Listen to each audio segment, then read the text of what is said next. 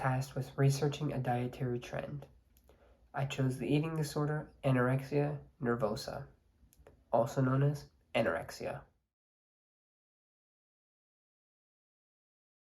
Anorexia is a potentially life-threatening eating disorder that anyone can get, but is most commonly seen in young adult females. People with anorexia generally have a fear of gaining weight and a distorted perception of weight and shape. Because of this, people with anorexia go to extreme lengths to control their weight and shape, even though they have an extremely low body weight.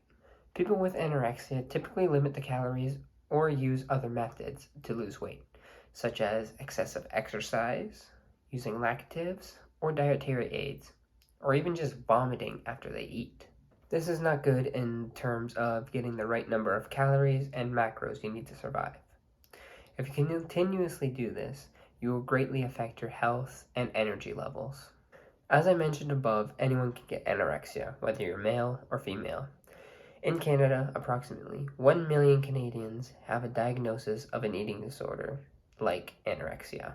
To add on to this, people with eating disorders have the highest overall mortality rate of any mental illness, with estimates between 10 to 15%, with the leading death cause being suicide.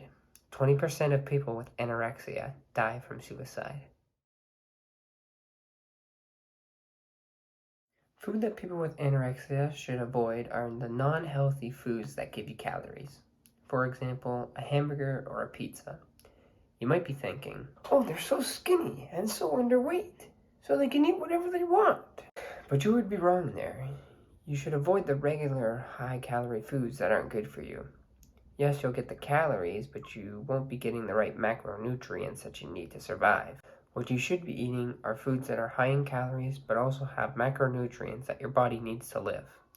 An example of this would be a protein shake.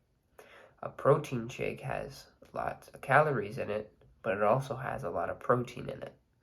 It would also be a good idea to think quality over quantity.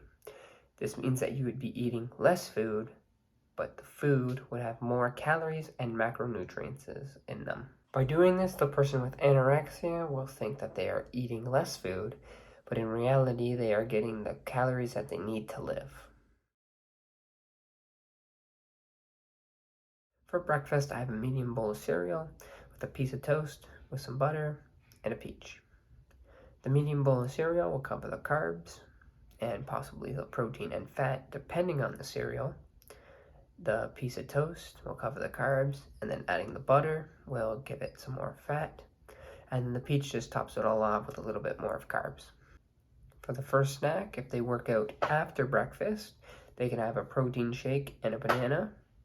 But if they don't work out after breakfast, then they can have 2 pieces of toast with some peanut butter.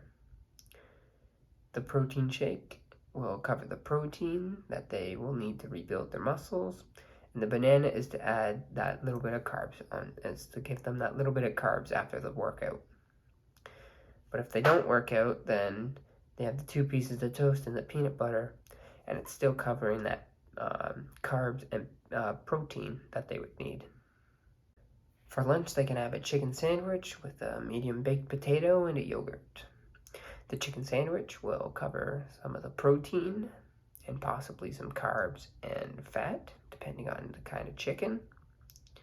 And then with the baked potato, that'll give them some more carbs. And then the yogurt tops it all off with a little bit more carbs to fuel them up. Second snack, if we worked out after lunch, we will be having a protein shake and a banana. If we worked out after breakfast, then we'll be having 2 pieces of toast with peanut butter on them. So for our snacks, depends on when we work out. If we work out after breakfast, that's when we'll be having the protein shake and the banana. And then for our second snack will be the toast and the peanut butter. But if that's flipped and we work out after lunch, that's when we'll be having the protein shake and the banana. And after breakfast, it'll be the 2 pieces of toast and the peanut butter. Finally, for dinner, we'll be having a cooked fish. That'll cover our protein and our fat. Then we'll have, a cup of rice and some steamed carrots. and those will both cover the carb. The meal plan that I would give to somebody that is suffering from anorexia, but is also an athlete.